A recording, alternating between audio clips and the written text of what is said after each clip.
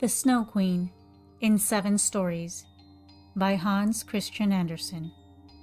Story the first, which describes a looking glass and the broken fragments.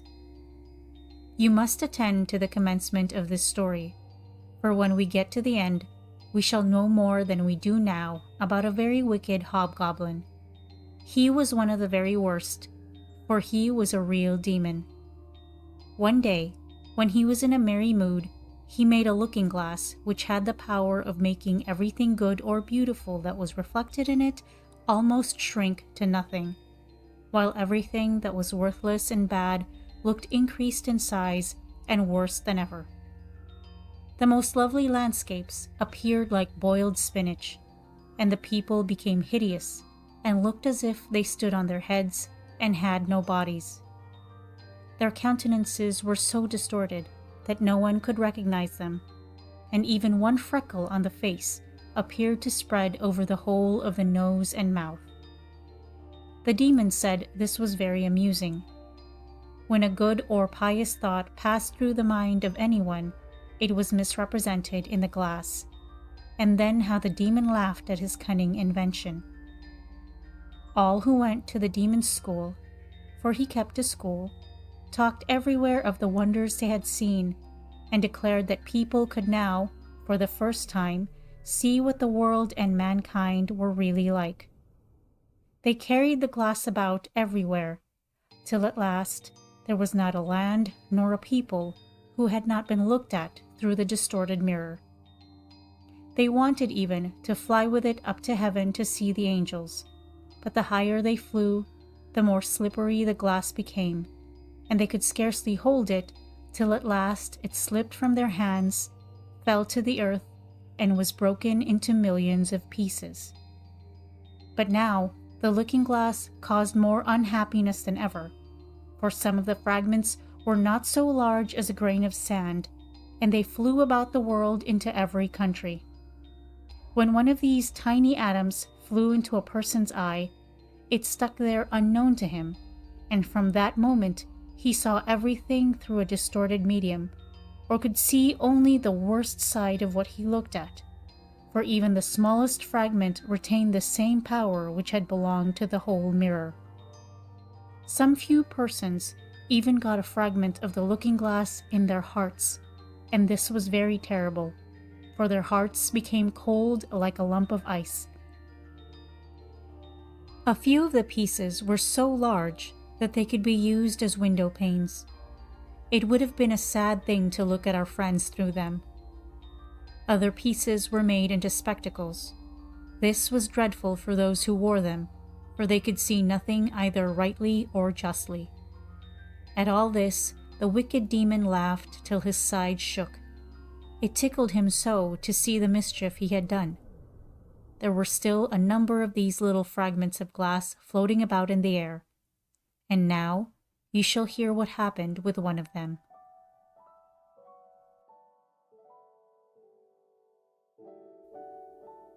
Second story. A little boy and a little girl.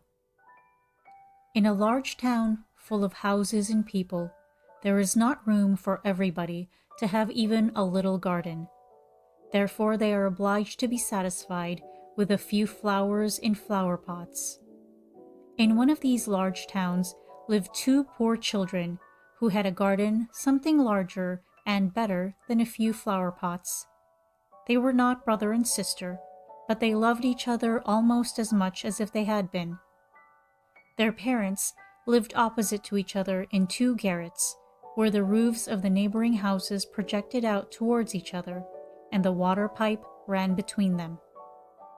In each house was a little window, so that anyone could step across the gutter from one window to the other.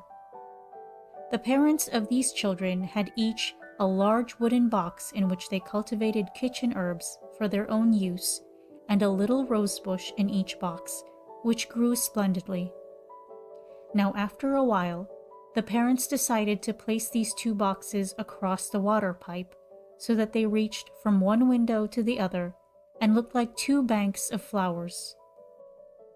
Sweet peas drooped over the boxes, and the rose bushes shot forth long branches, which were trained round the windows and clustered together almost like a triumphal arch of leaves and flowers. The boxes were very high, and the children knew they must not climb upon them without permission, but they were often, however, allowed to step out together and sit upon their little stools under the rose bushes, or play quietly. In the winter, all this pleasure came to an end, for the windows were sometimes quite frozen over. But then they would warm copper pennies on the stove and hold the warm pennies against the frozen pane. There would be very soon a little round hole through which they could peep, and the soft, bright eyes of the little boy and girl would beam through the hole at each window as they looked at each other. Their names were Kay and Gerda. In summer, they could be together with one jump from the window, but in winter, they had to go up and down through the long staircase and out through the snow before they could meet. "See, there are the white bees swarming," said Kay's old grandmother one day when it was snowing. "Have they a queen bee?" asked the little boy, for he knew that the real bees had a queen. "To be sure they have," said the grandmother. "She is flying there, where the swarm is thickest. She is the largest of them all, and never remains on the earth, but flies up to the dark clouds. Often at midnight, she flies through the streets of the town and looks in at the windows, and then the ice freezes on the panes into wonderful shapes that look like flowers and castles." "Yes, I have seen them," said both the children, and they knew it must be true. "Can the Snow Queen come in here?" asked the little girl. "Only let her come," said the boy. "I'll set her on the stove, and then she'll melt." Then the grandmother smoothed his hair and told him some more tales. One evening, when little Kay was at home, half undressed, he climbed on a chair by the window and peeped out through the little hole. A few flakes of snow were falling, and one of them, rather larger than the rest, alighted on the edge of one of the flower boxes. This snowflake grew larger and larger, till at last it became the figure of a woman, dressed in garments of white gauze, which looked like millions of starry snowflakes linked together. She was fair and beautiful, but made of ice, shining and glittering ice. Still, she was alive, and her eyes sparkled like bright stars, but there was neither peace nor rest in their glance. She nodded towards the window and waved her hand. The little boy was frightened and sprang from the chair. At the same moment, it seemed as if a large bird flew by the window. On the following day, there was a clear frost, and very soon came the spring. The sun shone, the young green leaves burst forth, the swallows built their nests, windows were opened, and the children sat once more in the garden on the roof, high above all the other rooms. How beautiful the roses blossomed this summer! The little girl had learnt a hymn in which roses were spoken of, and she thought of their own roses, and she sang the hymn to the little boy, and he sang too. "Roses bloom and cease to be, but we shall the Christ child see." Then the little ones held each other by the hand and kissed the roses, and looked at the bright sunshine, and spoke to it as if the Christ child were there. Those were splendid summer days. How beautiful and fresh it was out among the rose bushes, which seemed as if they would never leave off blooming. One day, Kay and Gerda sat looking at a book full of pictures of animals and birds, and then, just as the clock in the church tower struck 12, Kay said, "Oh, something has struck my heart," and soon after, "There is something in my eye." The little girl put her arm around his neck and looked into his eye, but she could see nothing. "I think it is gone," he said, but it was not gone. It was one of those bits of the looking glass, that magic mirror of which we have spoken. the ugly glass which made everything great and good appear small and ugly, while all that was wicked and bad became more visible, and every little fault could be plainly seen. Poor little Kay had also received a small grain in his heart, which very quickly turned into a lump of ice. He felt no more pain, but the glass was still there. "Why do you cry?" he said at last. "It makes you look ugly. There is nothing the matter with me now." "Oh, see," he cried suddenly, "that rose is worm-eaten, and this one is quite crooked. After all, they are ugly roses, just like the box in which they stand." And then he kicked the boxes with his foot and pulled off the 2 roses. "Kay, what are you doing?" cried the little girl. And then when he saw how frightened she was, he tore off another rose and jumped through his own window away from little Gerda. When she afterwards brought out the picture book, he said it was only fit for babies and long clothes.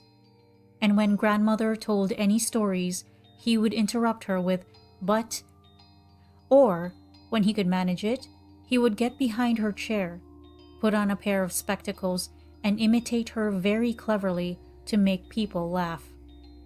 By and by, he began to mimic the speech and gait of persons in the street. All that was peculiar or disagreeable in a person, he would imitate directly, and people said, "That boy will be very clever. He has a remarkable genius." But it was the piece of glass in his eye and the coldness in his heart that made him act like this. He would even tease little Gerda, who loved him with all her heart. His games, too, were quite different. They were not so childish. One winter's day, when it snowed, he brought out a burning glass. Then he held out the tail of his blue coat and let the snowflakes fall upon it. "Look in this glass, Gerda," said he, and she saw how every flake of snow was magnified and looked like a beautiful flower or a glittering star. "Is it not clever?" said Kay, "and much more interesting than looking at real flowers. There is not a single fault in it, and the snowflakes are quite perfect till they begin to melt." Soon after, Kay made his appearance in large, thick gloves and with his sledge at his back. He called upstairs to Gerda, "I've got to leave to go into the great square where the other boys play and ride." And away he went. In the great square, the boldest among the boys would often tie their sledges to the country people's carts and go with them a good way. This was capital. But while they were all amusing themselves, and Kay with them, a great sledge came by. It was painted white, and in it sat someone wrapped in a rough white fur and wearing a white cap. The sledge drove twice round the square, and Kay fastened his own little sledge to it, so that when it went away, he followed with it. It went faster and faster, right through the next street, and then the person who drove turned round and nodded pleasantly to Kay, just as if they were acquainted with each other. But whenever Kay wished to loosen his little sledge, the driver nodded again, so Kay sat still, and they drove out through the town gate. Then the snow began to fall so heavily that the little boy could not see a hand's breadth before him, but still they drove on. Then he suddenly loosened the cord so that the large sled might go on without him, but it was of no use. His little carriage held fast, and away they went like the wind. Then he called out loudly, but nobody heard him, while the snow beat upon him, and the sledge flew onwards. Every now and then it gave a jump, as if it were going over hedges and ditches. The boy was frightened, and tried to say a prayer, but he could remember nothing but the multiplication table. The snowflakes became larger and larger, till they appeared like great white chickens. All at once they sprang on one side, the great sledge stopped, and the person who had driven it rose up. The fur and the cap, which were made entirely of snow, fell off, and he saw a lady, tall and white, It was the Snow Queen. "We have driven well," said she, "but why do you tremble? Here, creep into my warm fur." Then she seated him beside her in the sledge, and as she wrapped the fur round him, he felt as if he were sinking into a snowdrift. "Are you still cold?" she asked, as she kissed him on the forehead. The kiss was colder than ice. It went quite through his heart, which was already almost a lump of ice. He felt as if he were going to die, but only for a moment. He soon seemed quite well again, and did not notice the cold around him. "My sledge. Don't forget my sledge," was his first thought, and then he looked and saw that it was bound fast to one of the white chickens which flew behind him with the sledge at its back. The Snow Queen kissed Little Kay again, and by this time he had forgotten little Gerda, his grandmother, and all at home. "Now you must have no more kisses," she said, "or I should kiss you to death."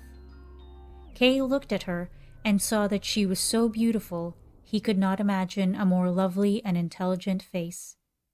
She did not now seem to be made of ice, as when he had seen her through his window and she had nodded to him. In his eyes she was perfect, and he did not feel at all afraid. He told her he could do mental arithmetic as far as fractions, and that he knew the number of square miles and the number of inhabitants in the country. And she always smiled so that he thought he did not know enough yet, and she looked round the vast expanse as she flew higher and higher with him upon a black cloud, while the storm blew and howled as if it were singing old songs. They flew over woods and lakes, over sea and land. Below them roared the wild wind. The wolves howled and the snow crackled. Over them flew the black screaming crows, and above all shone the moon, clear and bright. And so Kay passed through the long winter's night, and by day he slept at the feet of the Snow Queen. Third story. The Flower Garden of the Woman Who Could Conjure. But how fared little Gerda during Kay's absence? What had become of him no one knew, nor could anyone give the slightest information, excepting the boys who said that he had tied his sledge to another very large one, which had driven through the street and out at the town gate. Nobody knew where it went. Many tears were shed for him, and little Gerda wept bitterly for a long time. She said she knew he must be dead, that he was drowned in the river which flowed close by the school.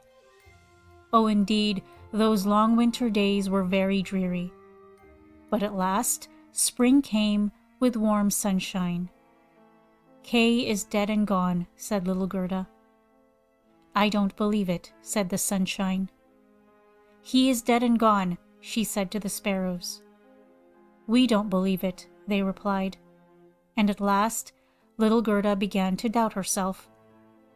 "I will put on my new red shoes," she said one morning, "those that Kay has never seen, and then I will go down to the river and ask for him."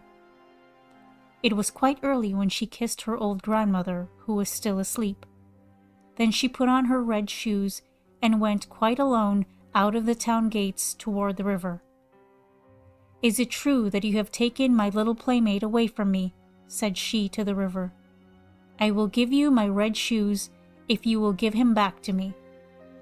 And it seemed as if the waves nodded to her in a strange manner. Then she took off her red shoes, which she liked better than anything else, and threw them both into the river. But they fell near the bank, and the little waves carried them back to the land, just as if the river would not take from her what she loved best, because they could not give her back little Kay. But she thought the shoes had not been thrown out far enough. Then she crept into a boat that lay among the reeds and threw the shoes again from the farther end of the boat into the water. But it was not fastened, and her movement sent it gliding away from the land. When she saw this, she hastened to reach the end of the boat, but before she could do so, It was more than a yard from the bank, and drifting away faster than ever. Then little Gerda was very much frightened and began to cry, but no one heard her except the sparrows, and they could not carry her to land. But they flew along by the shore and sang as if to comfort her. "Here we are, here we are." The boat floated with the stream. Little Gerda sat quite still with only her stockings on her feet. The red shoes floated after her, but she could not reach them because the boat kept so much in advance. The banks on each side of the river were very pretty. There were beautiful flowers, old trees, sloping fields in which cows and sheep were grazing, but not a man to be seen. "Perhaps the river will carry me to Little Kay," thought Gerda, and then she became more cheerful and raised her head and looked at the beautiful green banks. And so the boat sailed on for hours. At length, she came to a large cherry orchard in which stood a small red house with strange red and blue windows. It had also a thatched roof, and outside were 2 wooden soldiers that presented arms to her as she sailed past. Gerda called out to them, for she thought they were alive, but of course they did not answer, and as the boat drifted nearer to the shore, she saw what they really were. Then Gerda called still louder, and there came a very old woman out of the house, leaning on a crutch. She wore a large hat to shade her from the sun, and on it were painted all sorts of pretty flowers. "You poor little child," said the old woman. "How did you manage to come all this distance into the wide world on such a rapid rolling stream?" And then the old woman walked into the water, seized the boat with her crutch, drew it to land, and lifted Gerda out. And Gerda was glad to feel herself on dry ground, although she was rather afraid of the strange old woman. "Come and tell me who you are," said she, "and how came you here?" Then Gerda told her everything, while the old woman shook her head and said, "Hum." And when she had finished, Gerda asked if she had not seen Little Kay, and the old woman told her he had not passed by that way, but he very likely would come. So she told Gerda not to be sorrowful, but to taste the cherries and look at the flowers. They were better than any picture book, for each of them could tell a story. Then she took Gerda by the hand and led her into the little house, and the old woman closed the door. The windows were very high, and as the panes were red, blue, and yellow, the daylight shone through them in all sorts of singular colors. On the table stood beautiful cherries, and Gerda had permission to eat as many as she would. While she was eating them, the old woman combed out her long flaxen ringlets with a golden comb, and the glossy curls hung down on each side of the little round pleasant face, which looked fresh and blooming as a rose. "I have long been wishing for a dear little maiden like you," said the old woman, "and now you must stay with me and see how happily we shall live together." And while she went on combing little Gerda's hair, she thought less and less about her adopted brother Kay, for the old woman could conjure. Although she was not a wicked witch, she conjured only a little for her own amusement, and now because she wanted to keep Gerda. Therefore she went into the garden and stretched out her crutch towards all the rose trees. Beautiful though they were, and they immediately sunk into the dark earth, so that no one could tell where they had once stood. The old woman was afraid that if little Gerda saw roses, she would think of those at home and then remember Little Kay and run away. Then she took Gerda into the flower garden. How fragrant and beautiful it was! Every flower that could be thought of for every season of the year was here in full bloom. No picture book could have more beautiful colors. Gerda jumped for joy and played till the sun went down behind the tall cherry trees. Then she slept in an elegant bed with red silk pillows, embroidered with colored violets, and then she dreamed as pleasantly as a queen on her wedding day. The next day, and for many days after, Gerda played with the flowers in the warm sunshine. She knew every flower, and yet, although there were so many of them, it seemed as if one were missing, but which it was, she could not tell. One day, however, as she sat looking at the old woman's hat with the painted flowers on it, she saw that the prettiest of them all was a rose. The old woman had forgotten to take it from her hat when she made all the roses sink into the earth. But it is difficult to keep the thoughts together in everything. One little mistake upsets all our arrangements. "What? Are there no roses here?" cried Gerda, and she ran out into the garden and examined all the beds and searched and searched. There was not one to be found. Then she sat down and wept, and her tears fell just on the place where one of the rose trees had sunk down. The warm tears moistened the earth, and the rose tree sprouted up at once, as blooming as when it had sunk, and Gerda embraced it and kissed the roses and thought of the beautiful roses at home, and with them of little Kay. "Oh, how I have been detained," said the little maiden. "I wanted to seek for little Kay. Do you know where he is?" she asked the roses. "Do you think he is dead?" And the roses answered, "No, he is not dead. We have been in the ground where all the dead lie, but Kay is not there." "Thank you," said little Gerda, and then she went to the other flowers and looked into their little cups and asked, "Do you know where little Kay is?" But each flower, as it stood in the sunshine, dreamed only of its own little fairy tale of history. Not one knew anything of Kay. Gerda heard many stories from the flowers as she asked them one after another about him. "And what?" said the tiger lily. "Hark! Do you hear the drum? Turn, turn. There are only two notes. Always turn, turn. Listen to the women's song of mourning. Hear the cry of the priest. In her long red robe stands the Hindu widow by the funeral pile. The flames rise around her as she places herself on the dead body of her husband. But the Hindu woman is thinking of the living one in that circle, of him, her son, who lighted those flames. Those shining eyes trouble her heart more painfully than the flames which will soon consume her body to ashes. Can the fire of the heart be extinguished in the flames of the funeral pile?"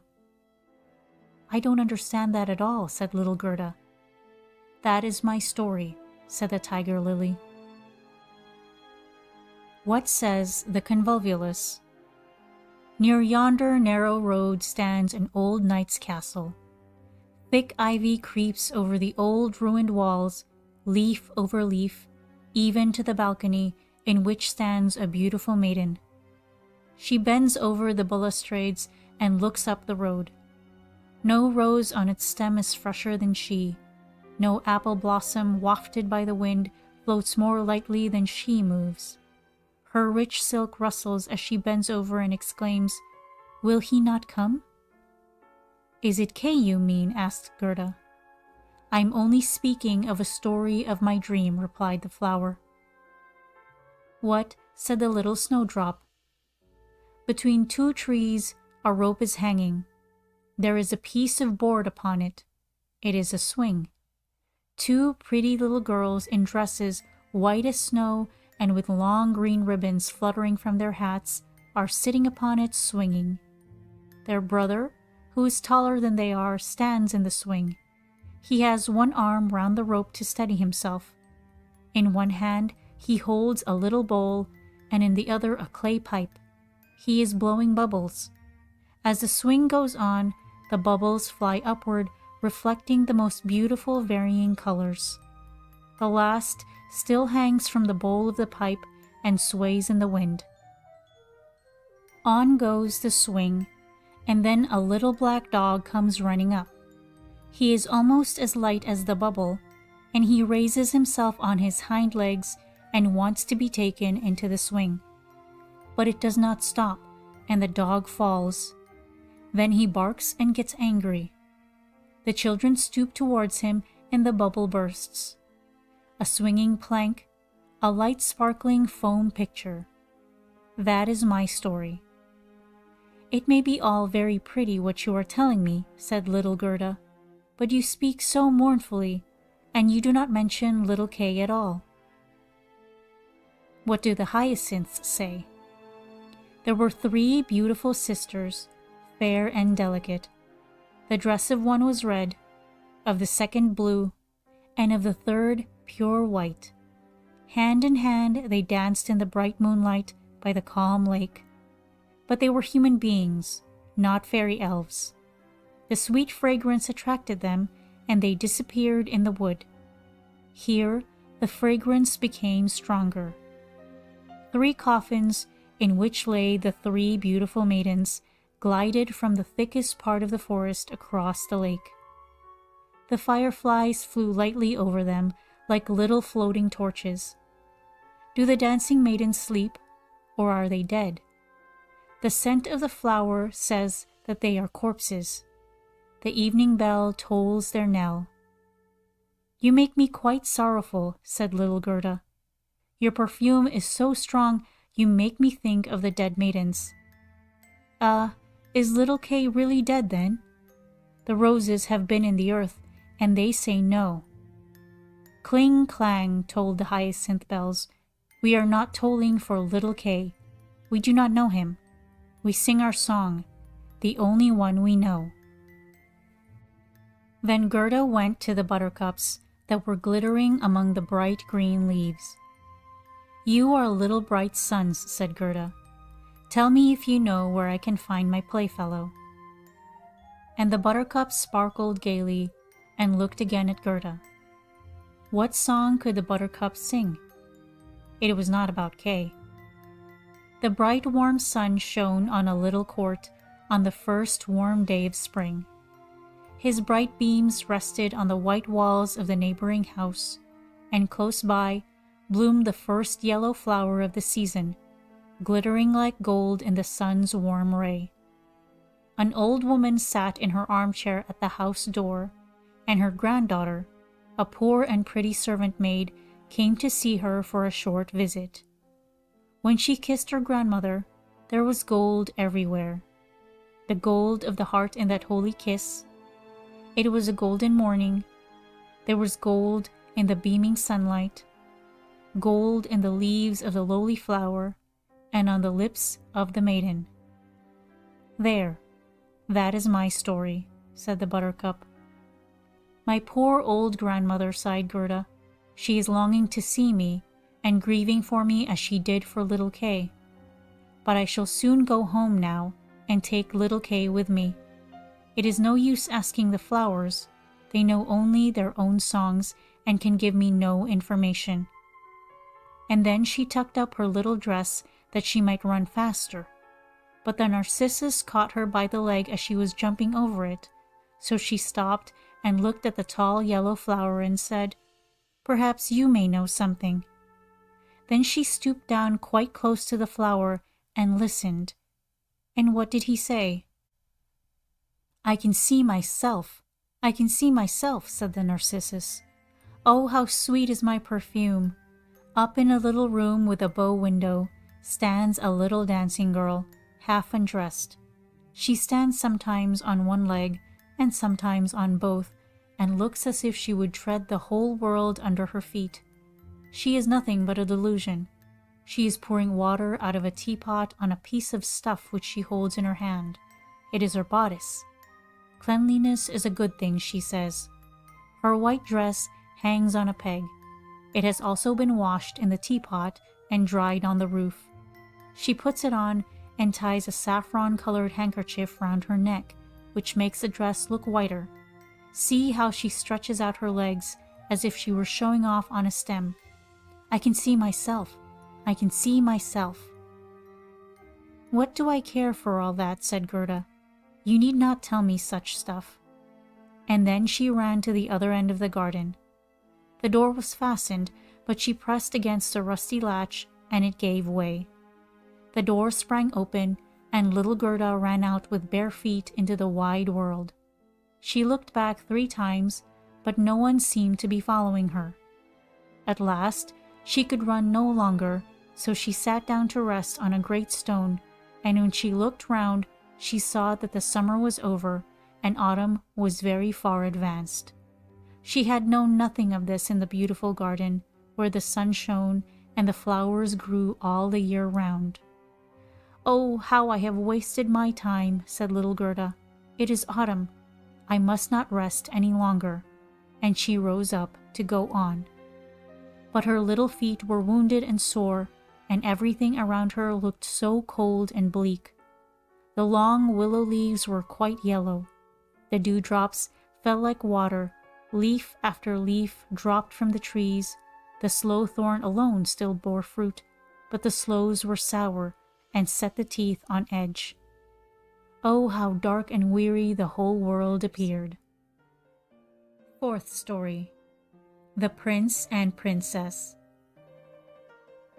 Gerda was obliged to rest again, and just opposite the place where she sat, she saw a great crow come hopping across the snow toward her. He stood looking at her for some time, and then he wagged his head and said, "Caw, caw, good day, good day." He pronounced the words as plainly as he could, because he meant to be kind to the little girl, and then he asked her where she was going all alone in the wide world. The word alone Gerda understood very well, and knew how much it expressed. So then she told the crow the whole story of her life and adventures, and asked him if he had seen Little Kay.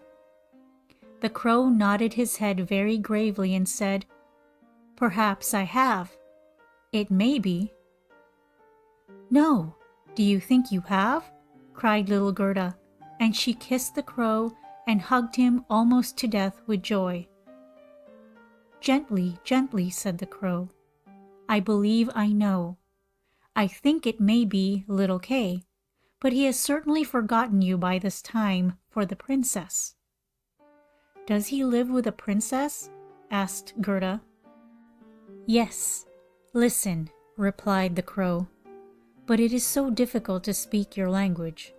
If you understood the crow's language, then I can explain it better. Do you?" "No, I have never learnt it," said Gerda, "but my grandmother understands it and used to speak it to me. I wish I had learnt it." "It does not matter," answered the crow. "I will explain as well as I can, although it will be very badly done." And he told her what he had heard.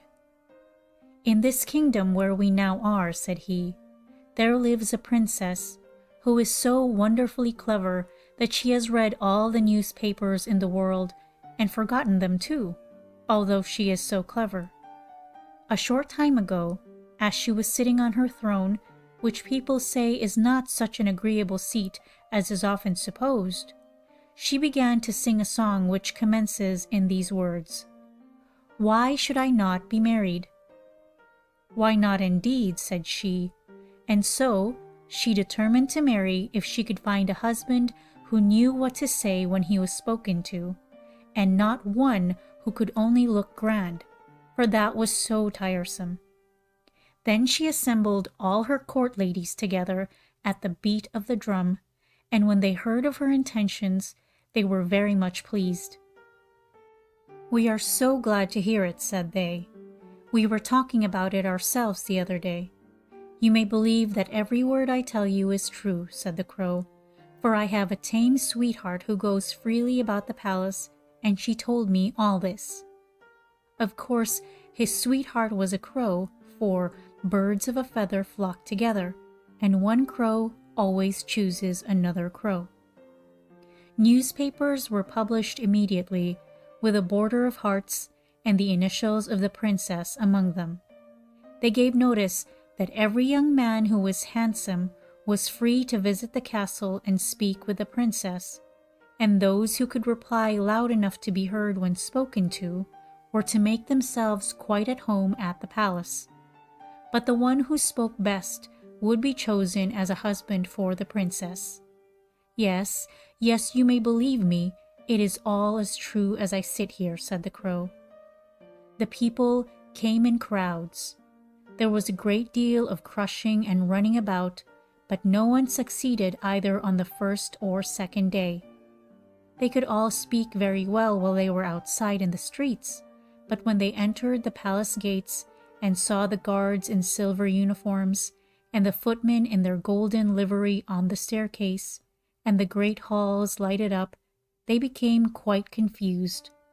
And when they stood before the throne on which the princess sat, they could do nothing but repeat the last words she had said, and she had no particular wish to hear her own words over again.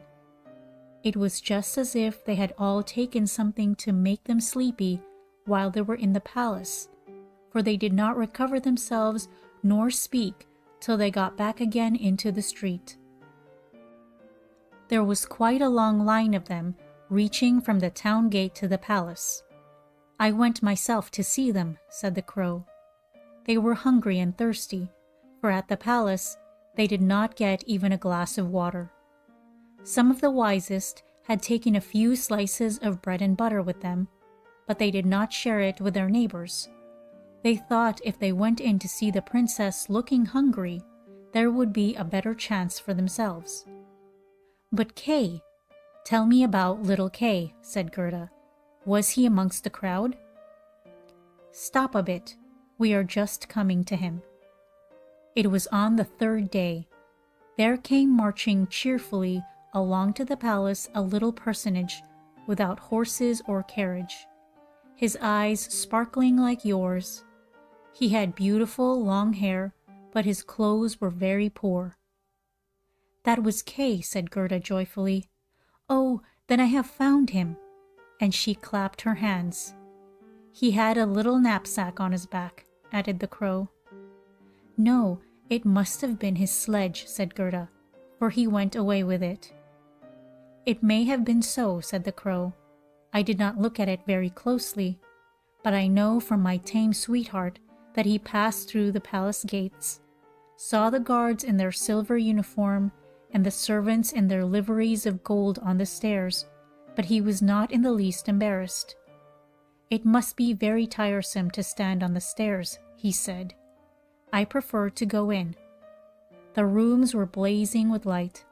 Counselors and ambassadors walked about with bare feet carrying golden vessels. It was enough to make anyone feel serious. His boots creaked loudly as he walked, and yet he was not at all uneasy. It must be Kay, said Gerda. I know he had new boots on. I have heard them creak in grandmother's room. They really did creak, said the crow. Yet he went boldly up to the princess herself, who was sitting on a pearl as large as a spinning wheel, and all the ladies of the court were present with their maids, and all the cavaliers with their servants. And each of the maids had another maid to wait upon her, and the cavaliers' servants had their own servants, as well as a page each. They all stood in circles round the princess, and the nearer they stood to the door, the prouder they looked. The servants' pages, who always wore slippers, could hardly be looked at. They held themselves up so proudly by the door. It must be quite awful, said little Gerda. But did Kay win the princess? If I had not been a crow, said he, I would have married her myself, although I am engaged. He spoke just as well as I do when I speak the crow's language, so I heard from my tame sweetheart. He was quite free and agreeable, and said he had not come to woo the princess, but to hear her wisdom. And he was as pleased with her as she was with him. Oh, certainly that was Kay, said Gerda. He was so clever. He could work mental arithmetic and fractions. Oh, will you take me to the palace? It is very easy to ask that, replied the crow. But how are we to manage it? However, I will speak about it to my tame sweetheart and ask her advice. For I must tell you, it will be very difficult to gain permission for a little girl like you to enter the palace. Oh, yes, but I shall gain permission easily, said Gerda. For when Kay hears that I am here, he will come out and fetch me in immediately. Wait for me here by the palings, said the crow, wagging his head as he flew away. It was late in the evening before the crow returned. "Caw, caw," he said. "She sends you greeting, and here is a little roll which she took from the kitchen for you. There is plenty of bread there, and she thinks you must be hungry. It is not possible for you to enter the palace by the front entrance. The guards in silver uniform and the servants in gold livery would not allow it. But do not cry, we will manage to get you in. My sweetheart knows a little back staircase that leads to the sleeping apartments, and she knows where to find the key." Then they went into the garden through the great avenue, where the leaves were falling one after another, and they could see the light in the palace being put out in the same manner. And the crow led little Gerda to the back door, which stood ajar. Oh, how little Gerda's heart beat with anxiety and longing. It was just as if she were going to do something wrong, and yet she only wanted to know where little Kay was. It must be he, she thought, with those clear eyes and that long hair. She could fancy she saw him smiling at her as he used to at home when they sat among the roses. He would certainly be glad to see her and to hear what a long distance she had come for his sake, and to know how sorry they had been at home because he did not come back. Oh, what joy and yet fear she felt. They were now on the stairs, and in a small closet at the top a lamp was burning. In the middle of the floor stood the tame crow, turning her head from side to side and gazing at Gerda, who curtsied as her grandmother had taught her to do. "My betrothed has spoken so very highly of you, my little lady," said the tame crow. "Your life history, Vita, as it may be called, is very touching. If you will take the lamp, I will walk before you. We will go straight along this way, then we shall meet no one." "It seems to me as if somebody were behind us," said Gerda, as something rushed by her like a shadow on the wall, and then horses with flying manes and thin legs, hunters, ladies and gentlemen on horseback glided by her like shadows on the wall. "They are only dreams," said the crow. "They are coming to fetch the thoughts of the great people out hunting." "All the better, for we shall be able to look at them in their beds more safely. I hope that when you rise to honor and favor, you will show a grateful heart." "You may be quite sure of that," said the crow from the forest. They now came into the first hall, the walls of which were hung with rose-colored satin, embroidered with artificial flowers. Here the dreams again flitted by them, but so quickly that Gerda could not distinguish the royal persons. Each hall appeared more splendid than the last. It was enough to bewilder anyone. At length they reached a bedroom. The ceiling was like a great palm tree with glass leaves of the most costly crystal, and over the center of the floor 2 beds, each resembling a lily, hung from a stem of gold. One, in which the princess lay, was white. The other was red, and in this Gerda had to seek for little Kay. She pushed one of the red leaves aside and saw a little brown neck. Oh, that must be Kay. She called his name out quite loud and held the lamp over him.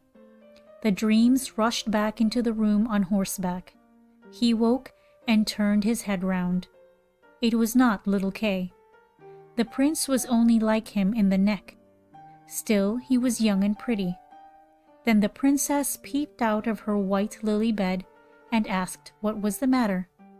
Then little Gerda wept and told her story and all that the crows had done to help her. "You poor child," said the prince and princess. Then they praised the crows and said they were not angry for what they had done, but that it must not happen again, and this time they should be rewarded. "Would you like to have your freedom?" asked the princess, "or would you prefer to be raised to the position of court crows with all that is left in the kitchen for yourselves?" Then both the crows bowed and begged to have a fixed appointment, for they thought of their old age and said it would be so comfortable to feel that they had provision for their old days, as they called it. And then the prince got out of his bed and gave it up to Gerda. He could do no more, and she lay down. She folded her little hands and thought, "How good everyone is to me, men and animals too." Then she closed her eyes and fell into a sweet sleep. All the dreams came flying back again to her, and they looked like angels, and one of them drew a little sledge on which Kay sat and nodded to her. But all this was only a dream and vanished as soon as she awoke. The following day, she was dressed from head to foot in silk and velvet, and they invited her to stay at the palace for a few days and enjoy herself. But she only begged for a pair of boots and a little carriage and a horse to draw it, so that she might go into the wide world to seek for Kay. And she obtained not only boots, but also a muff, and she was neatly dressed. And when she was ready to go, there at the door she found a coach made of pure gold, with a coat of arms of the prince and princess shining upon it like a star, and the coachman, footman, and outriders all wearing golden crowns on their heads. The prince and princess themselves helped her into the coach and wished her success. The forest crow, who was now married, accompanied her for the first 3 miles. He sat by Gerda's side, as he could not bear riding backwards. The tame crow stood in the doorway flapping her wings. She could not go with them because she had been suffering from headache ever since the new appointment, no doubt from eating too much.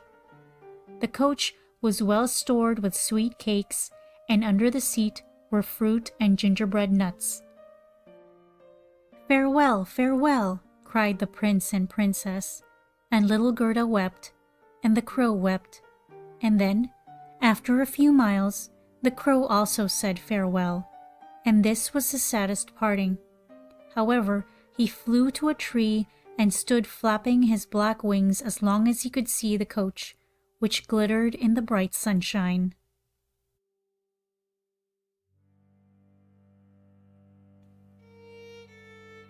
Fifth story, Little Robber Girl.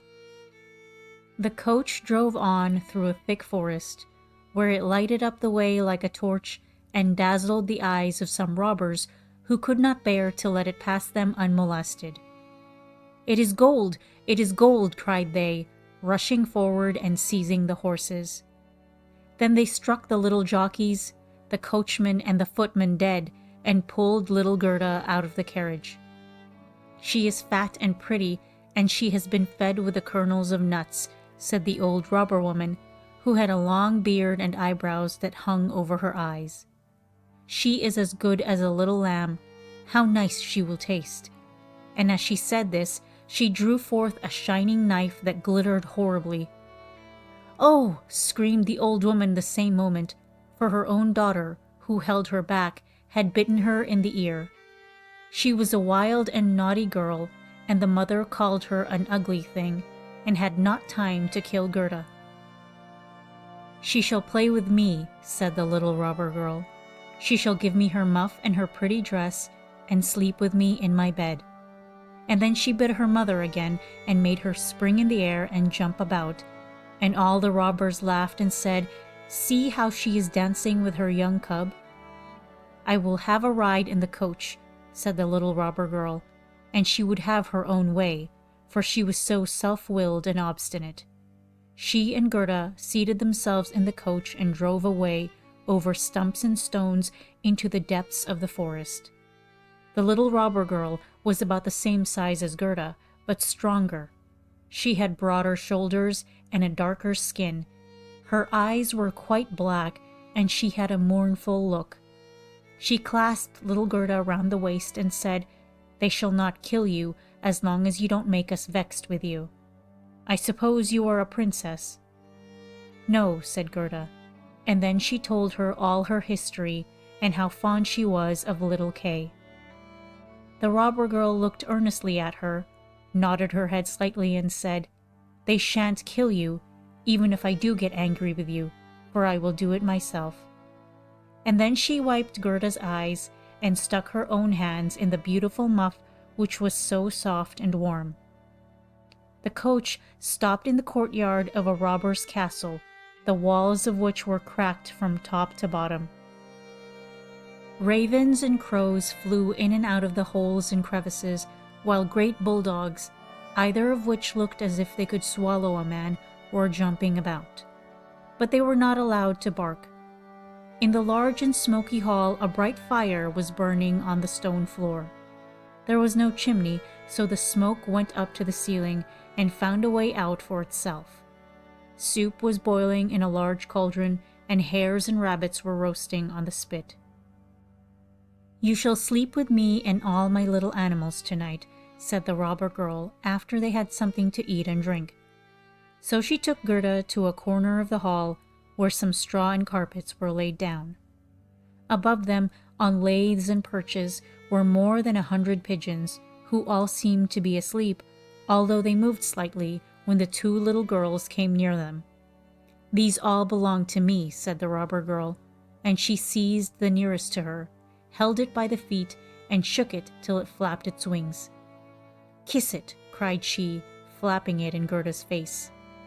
"There sit the wood pigeons," continued she, pointing to a number of laths and cages which had been fixed into the walls near one of the openings.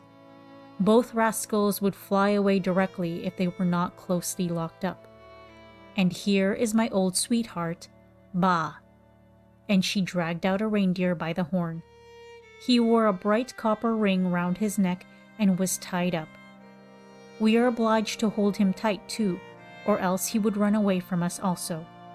I tickle his neck every evening with my sharp knife, which frightens him very much." And then the robber girl drew a long knife from a chink in the wall and let it slide gently over the reindeer's neck. The poor animal began to kick, and the little robber girl laughed and pulled down Gerda into bed with her. "Will you have that knife with you while you are asleep?"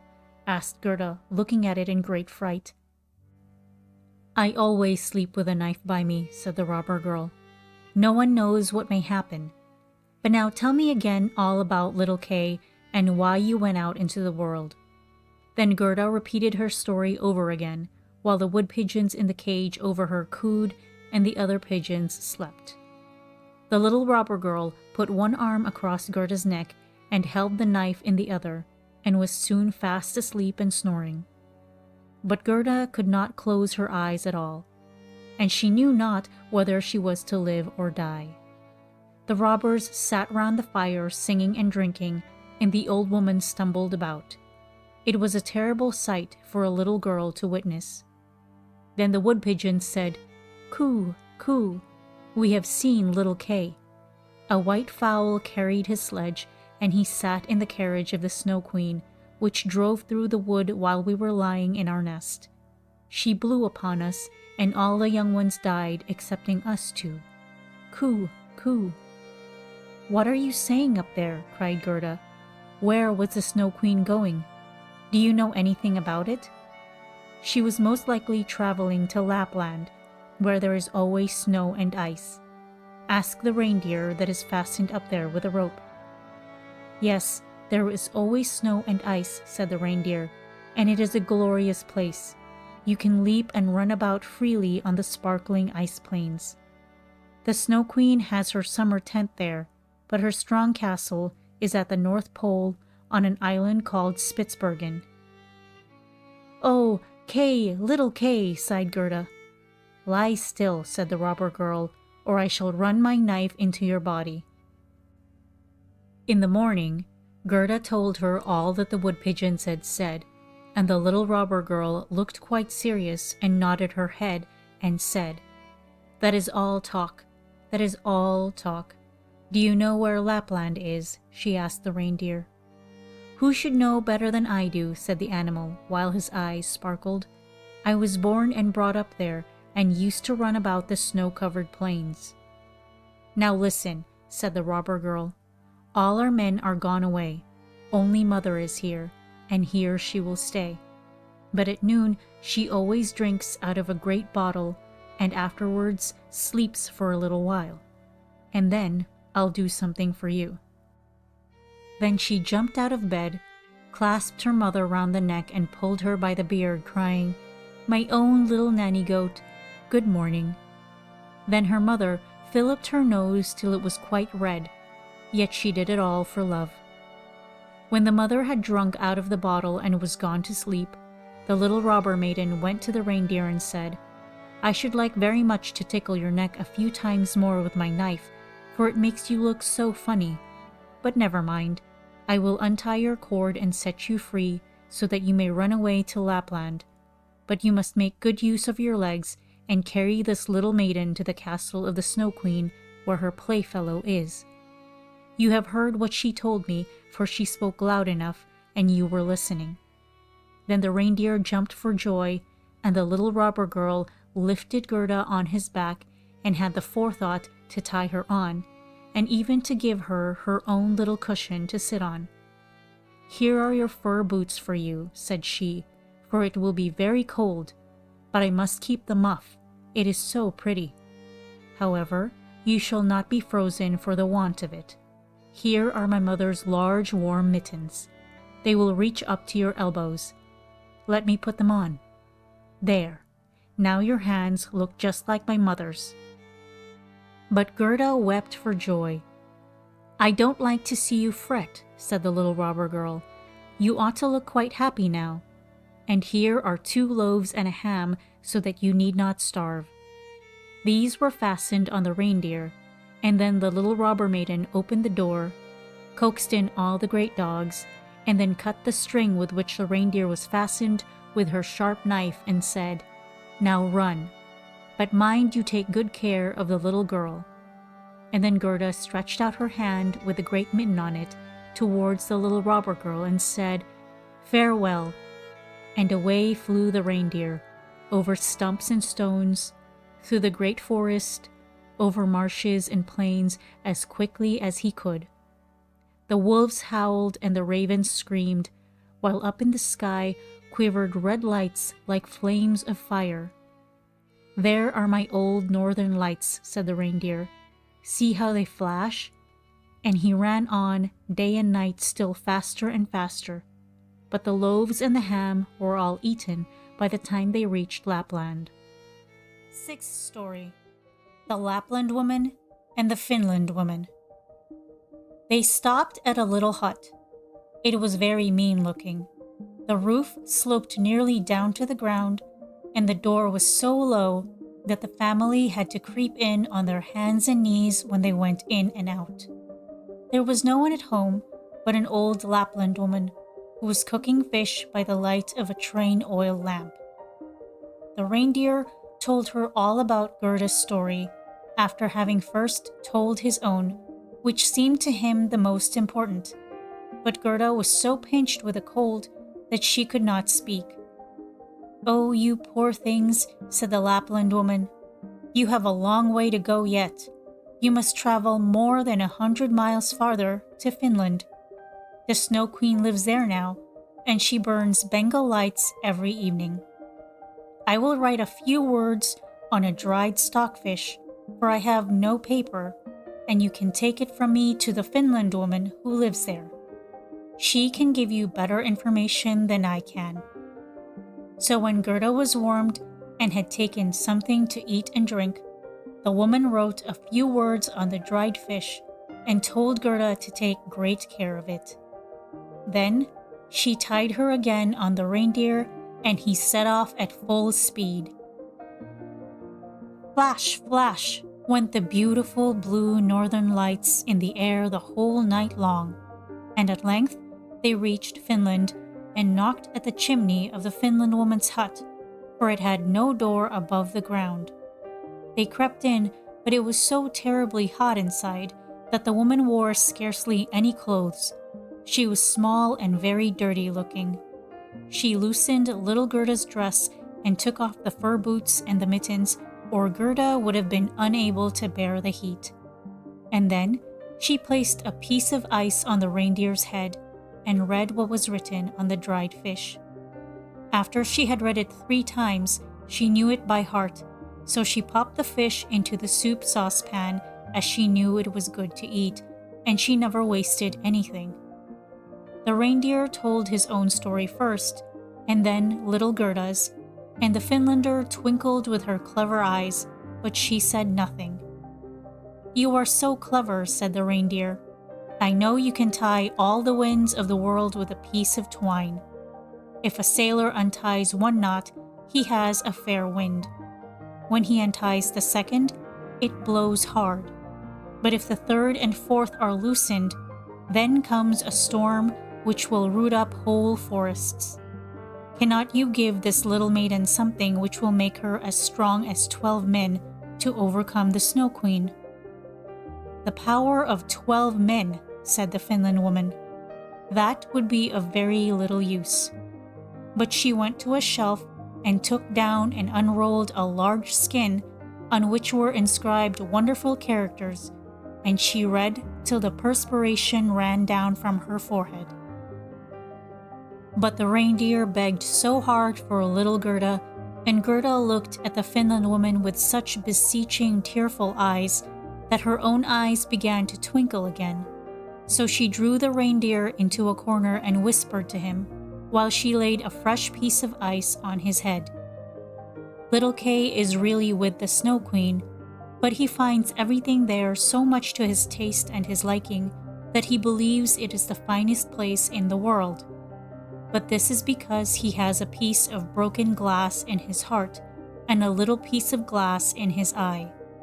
These must be taken out, or he will never be a human being again, and the Snow Queen will retain her power over him. But can you not give little Gerda something to help her conquer this power?"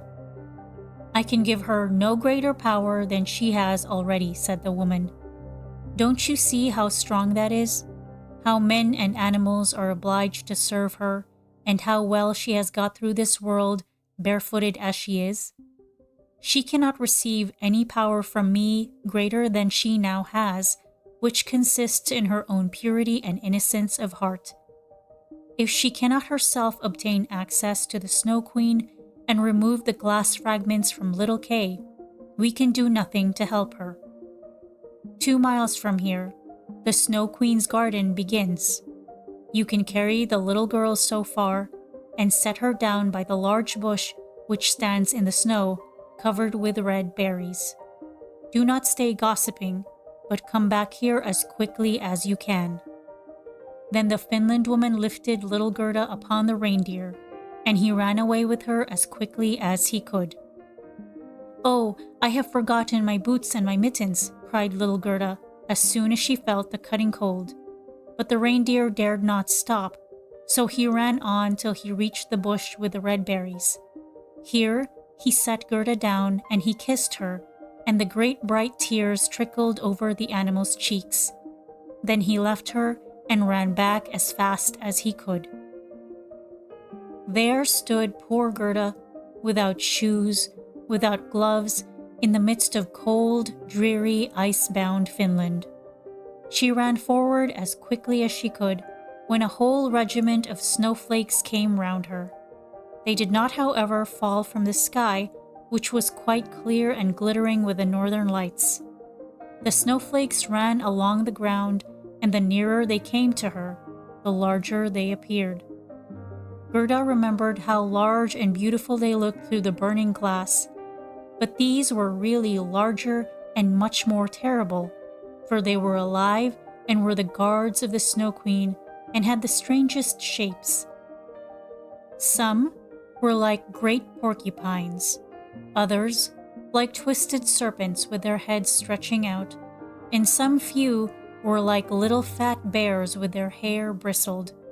But all were dazzlingly white, and all were living snowflakes. Then little Gerda repeated the Lord's Prayer, and the cold was so great that she could see her own breath come out of her mouth like steam as she uttered the words. The steam appeared to increase as she continued her prayer, till it took the shape of little angels who grew larger the moment they touched the earth.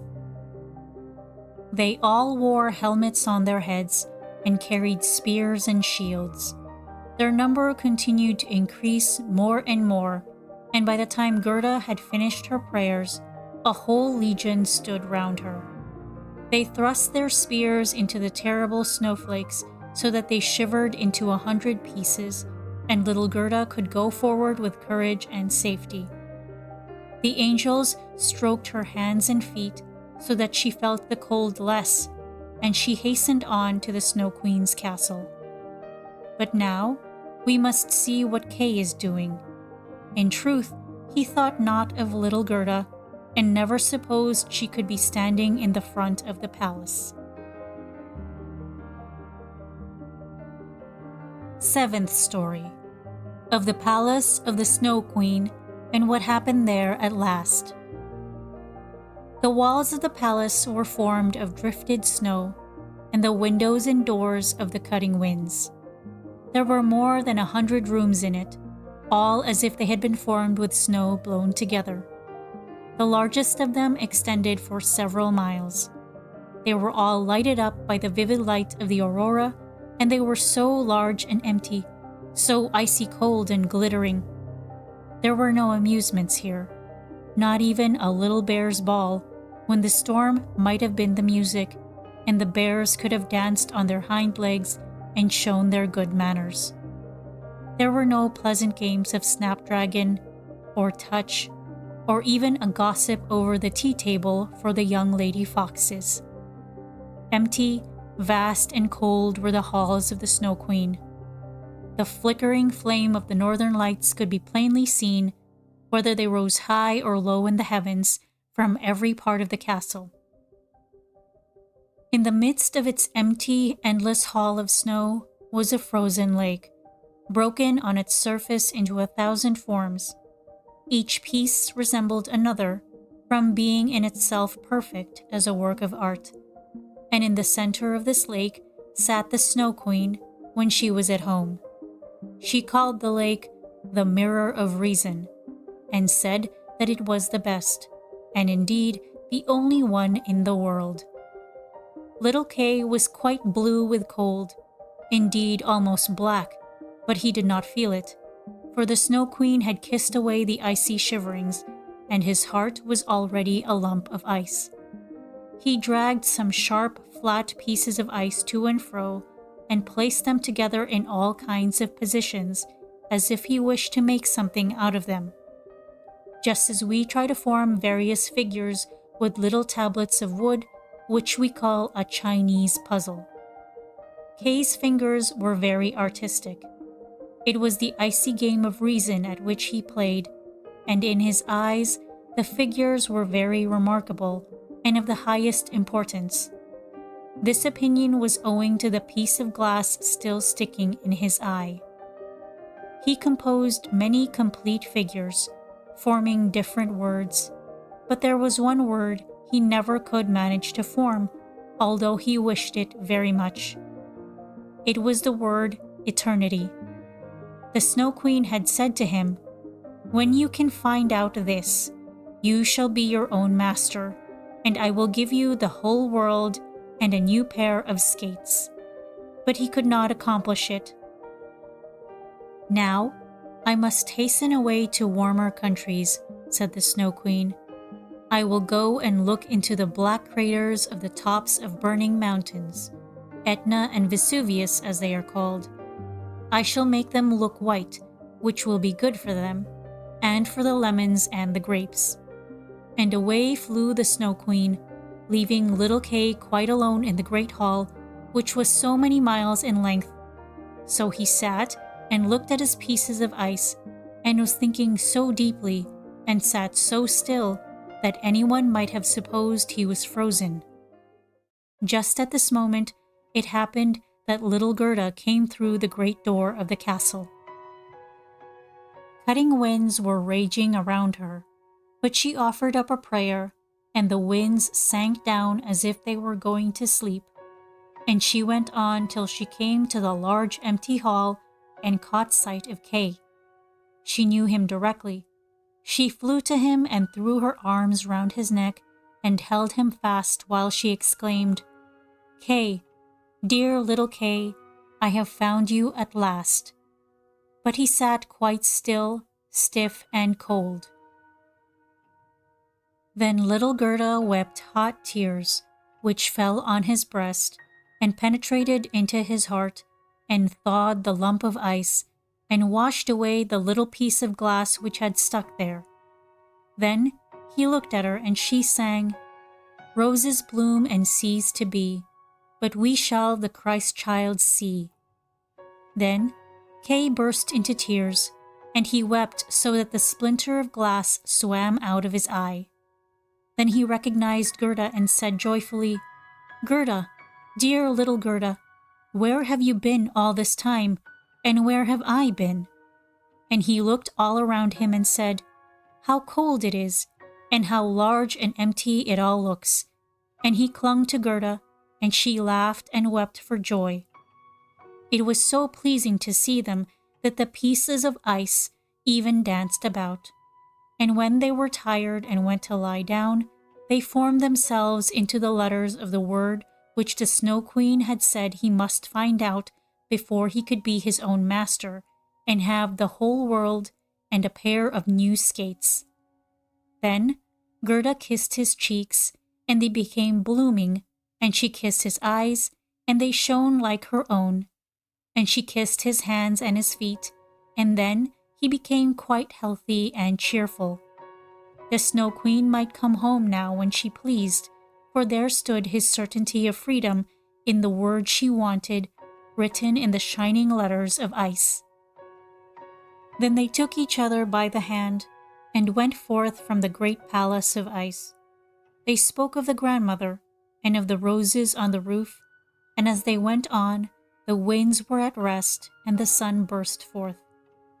When they arrived at the bush with red berries, there stood the reindeer waiting for them, and he had brought another young reindeer with him, whose udders were full, and the children drank her warm milk and kissed her on the mouth. Then they carried Kay and Gerda first to the Finland woman, where they warmed themselves thoroughly in the hot room, and she gave them directions about their journey home.